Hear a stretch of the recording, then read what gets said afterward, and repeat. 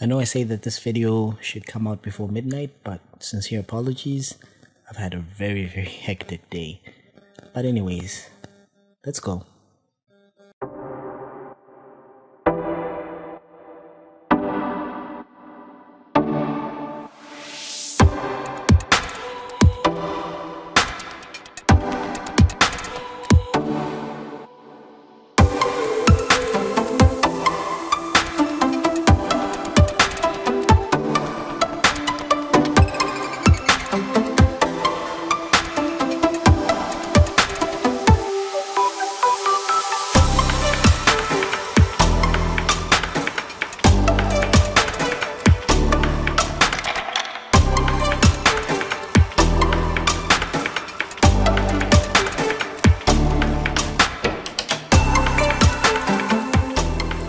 Hello and welcome to MK's Exam Secrets. My name is Dr. Moses Kazivu. This is a series where we look at exam questions in one clinical course. This is season 3, episode 5, the second video that I'm releasing based on obstetrics and gynecology. If you haven't yet subscribed to the channel, please hit the subscribe button, hit the bell notification icon to be receiving notifications of such videos every time I post. Grab your piece of paper, grab your pen, and let's go. Remember, the gist of these videos, you may pause them at any point to write down your answers before I actually give you the answer. Beginning with our question 1. A 20-year-old prime gravida is referred from a clinic because of raised blood pressure of 180 over 120 and 3+ proteinuria at 30 weeks gestation. What is the mean arterial blood pressure? How can you bring the blood pressure down in this emergency? Briefly outline key points in history and examination you would elicit. Briefly outline how she should be managed. So you may pause the video right now, and here comes the answer. So remember that mean arterial pressure is going to be equal to 2/3 of the diastolic pressure plus 1/3 of the systolic blood pressure. In this case, our systolic blood pressure is 180, our diastolic is 120. So once we fit that into the calculation, we get a mean arterial pressure of roughly around 140. Okay, so how can you bring down this blood pressure in this emergency? Remember that the blood pressure is rather elevated. It's above 110. So we want to start with your hydralazine. So you give 5 to 10 milligrams IV every 15 to 60 minutes, or you could use labetalol 10 to 20 milligrams IV every 10 minutes until the blood pressure is less than 160 over 110. And of course, if the blood pressure is still persistently above 110 or 160 systolic, 110 diastolic, you can give nifedipine 10 milligrams as a sublingual, despite you having given hydralazine. And of course, once the blood pressure has reached below 110 millimeters of mercury diastolic, you give them methodopa, 250 to 500 millimeters of, or actually milligrams, 3 times a day or 4 times a day. And of course, you can also give nifedipine 10 to 20 milligrams twice a day for maintenance to keep the blood pressure, the diastolic pressure, around 90. Now, briefly outline the key points in history and physical examination you would elicit. So on the history, you want to look for features of severe headache, features of visual disturbances like blurred vision, double vision, loss of vision, epigastric pain, and of course things like right upper quadrant pain, seizures, vomiting, and even a personal and family history of hypertension, even hypertension in pregnancy. Then physical examination may show edema. Remember that edema is no longer a diagnostic criteria for us to actually distinguish between your mild, moderate, and your severe pre-eclampsia or eclampsia.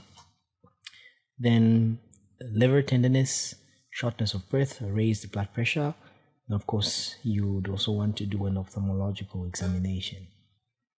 Now, how we manage this patient: we want to admit them, inform the senior doctors, we stabilize the patient, if need be intubate them, but we never seen patients so far that have come in terms of hypertensive disorders that actually get intubated.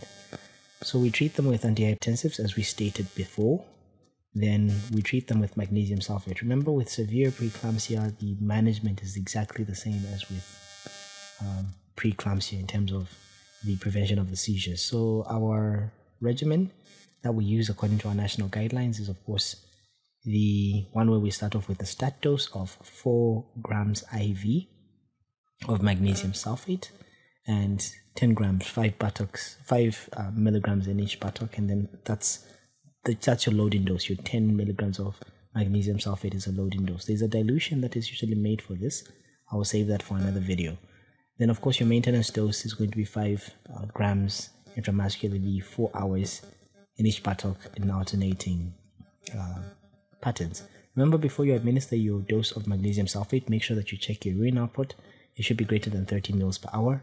Your respiratory rate should be greater than 12 breaths per minute, and of course, the deep tendon reflexes must be present. Send the blood for liver enzymes, creatinine, and a full blood count. You can treat them with furosemide if there's pulmonary edema, but in most of the cases we tend to avoid furosemide in pregnancy. And of course, delivery is irrespective of the gestational age.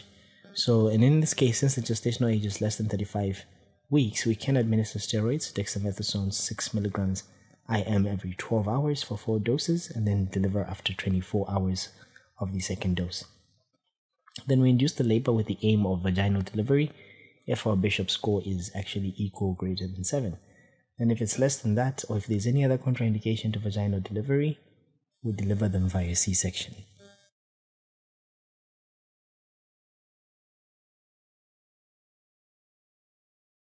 Question 2.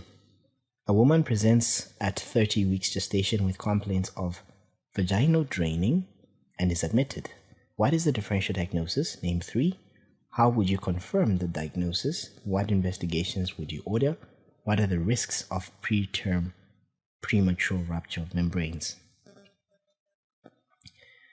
So remember that this could be either preterm premature rupture of membranes because this woman is no longer at term and she's draining, so she's ruptured membranes and she'd be seized before term. It could be vaginal discharge. In some cases, it could be urinary incontinence. In some cases, it may be a condition that's known as hydroria gravidarum. Now, how do we confirm this?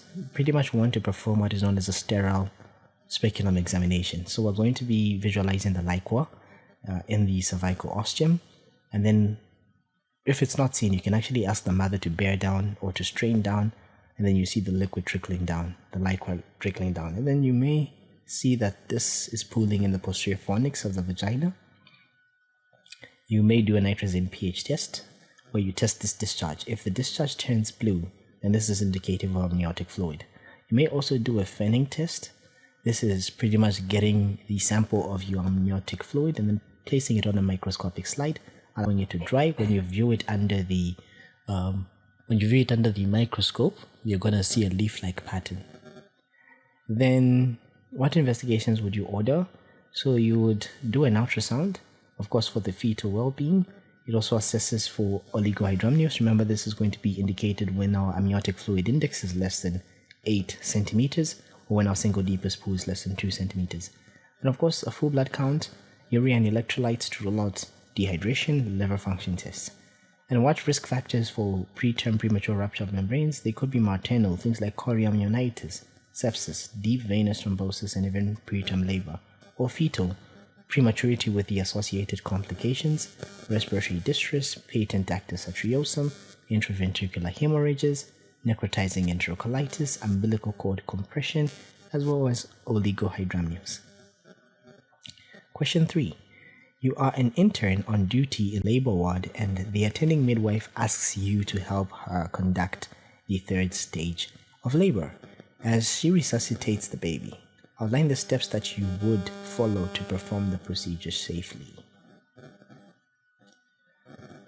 And here comes the answer. So remember here that we're going to be doing what is referred to as active management of the 3rd stage of labor. We rarely do passive management of the 1st stage of labor. The reason why it's active is because we want to greatly reduce the incidence of postpartum hemorrhage.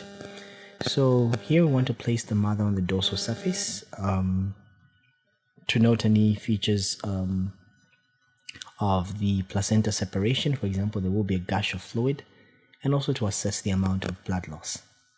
we want to look for signs that are going to be indicative of the placenta actually separating. So a hand is going to be placed over the fundus to, of course, recognize the separation of the placenta. You should note the state of the uterine activity, if it's contracted or it's relaxed. If it's relaxed, then you should get worried because the uterus is supposed to start contracting and returning to its normal size. And of course, it's also to detect the cupping of the fundus, which is of the uterus. The separation is going to be lengthening of the umbilical cord. It's going to be the uterus becomes globular and much more firm. The uterus also rises above the abdomen, and there's a gush of fluid. So you, of course, if the oxytocin hasn't been given, you give oxytocin 10 international units IM on the thigh. It should be at least within 1 minute of delivery. And you can inquire from the midwife if she's already been given oxytocin. If she hasn't, please give the oxytocin. Then perform your controlled cord traction, of course, with support to the perineum. So pretty much the palmar aspect of your fingers of the left hand are pretty much going to be placed above, approximately at the junction of the upper and the lower uterine segments. Then, of course, the body of the uterus is going to be pushed upwards and backwards towards the umbilicus, whilst the right hand is going to be applying steady tension, and not really pulling, but steady tension with downwards and upwards, or downwards and backwards direction, whilst you are holding the clump until the placenta actually comes out. And then when the placenta is coming out, you make these twisting motions to completely remove it. Then, of course, the fundus of the uterus is supposed to be massaged after this to facilitate contractions as well as expulsions of the retained clots, if there are any. Then we place the placenta in a tray. You wash it out in running tap water to remove any blood clots, examine the maternal side, examine the fetal side, count the cotyledons that are present on the placenta. They should be about 15 to 25.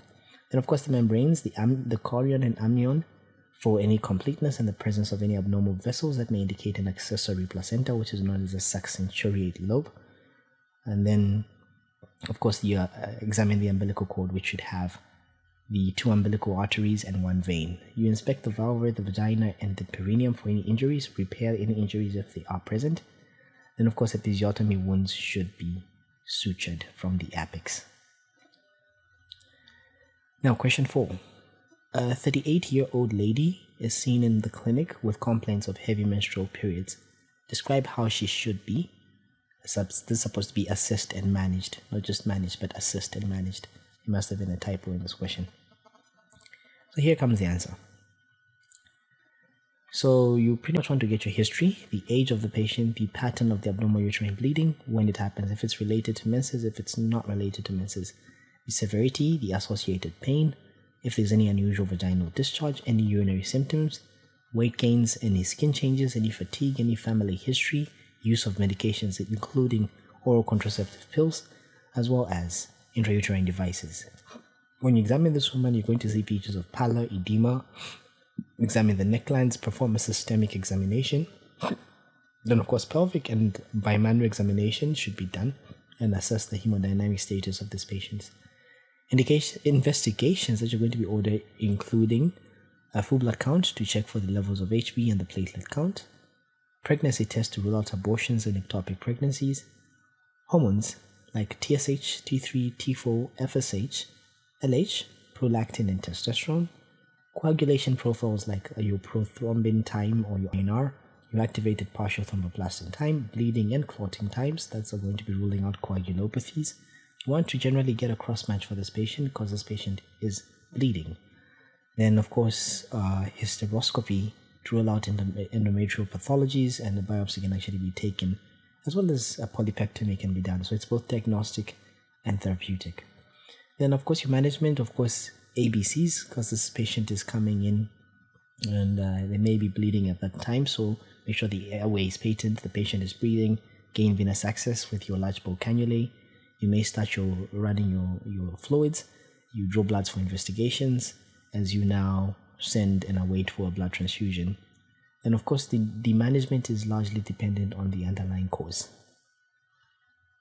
So if it's thrombocytopenia, you transfuse them with platelets and, of course, your FFP or your cryoprecipitate. If this person has an ectopic pregnancy, they need to go to theater. If they have an abortion, of course, your manual vacuum aspiration. Then with your endometrial hyperplasia, in some cases, we may actually perform curettage of the endometrium, but generally you also want to get a biopsy to rule out any malignancy. Then, of course, your hormonal profile can also be done. Coagulopathies can be addressed. And then, of course, the leiomyomas can be removed. The polyps can be removed via surgery. Now, the last and indeed final question. A 22-year-old college student is admitted to the gynecological ward with the clinical diagnosis of septic abortion. Describe your management. How would you manage a case of septic abortion? Here comes the answer. So first of all, you want to assess if there is any shock that is present. Features like hypotension, tachycardia, tachypnea, fever, chills, capillary refill time. If they are in shock, consider giving them dopamine. That's your 5 to 10 micrograms per kg per minute as an IV infusion. Do your ABC. So gain airway access, maintain the airway, give oxygen if need be to maintain the oxygen saturation above 92%. Of course, gain your venous access with 2 large bore cannulae, draw bloods for investigations. Pretty much your full blood counts, your blood cultures, your cross match, your bleeding time, your PT, your prothrombin time and INR, your activated partial thermoplastin time, your serum electrolytes, urea and creatinine. Then of course start running IV fluids, preferably Ringer's lactate. Then you may perform an endocervical swab or high vaginal swab for microscopy, culture and sensitivity. Perform a urinalysis as well. So you want to perform an ultrasound of the pelvis and the abdomen to visualize any retained products of conceptus. In some cases, you may have this. And also have a look at the fluid in the pouch of Douglas. Vaginal examination is going to be noting the state of the abortion process and extension of the infections. You have to inform a senior doctor. So patients should be started on intravenous antibiotics. That's pretty much your ampicillin 500 to about 1 gram IV 4 times a day, or you can use penicillin G 5 million international units 4 times a day, together with gentamicin at 15 milligrams per kg IV TDS, that's 3 times a day, or ceftriaxone 1 gram IV twice a day plus metronidazole 500 milligrams IV 3 times a day, or clindamycin 600 milligrams IV 4 times a day. Then this should be done 8 hours before you actually perform the manual vacuum aspiration, and you should continue the drugs for 14 days.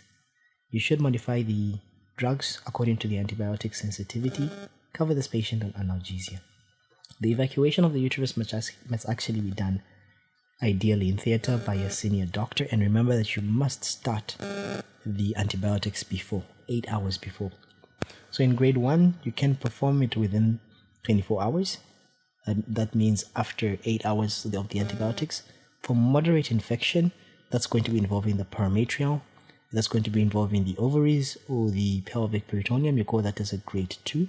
Perform after 48 hours of antibiotics. And then for severe infections, which are obviously having generalized peritonitis, endotoxic shock, jaundice, you may even have acute renal failure, supportive therapy and monitoring is first done with gastric suction, and then of course intravenous administration of a normal saline.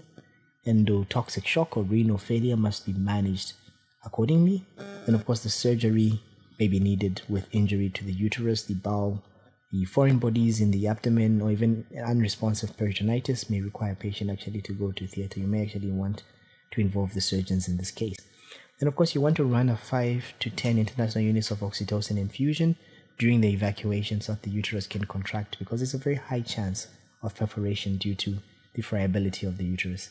After that, you should send the specimen for histopathology, microbiology, and karyotype if available, and offer this woman post-abortal counseling and offer them a family planning method. I really hope this helped shed some light on obstetrics and gynecology. If you really enjoyed, please drop a like, drop a comment to show some support. My name is Dr. Moses Kazevu. See you in the next round of videos. Until next time, bye-bye.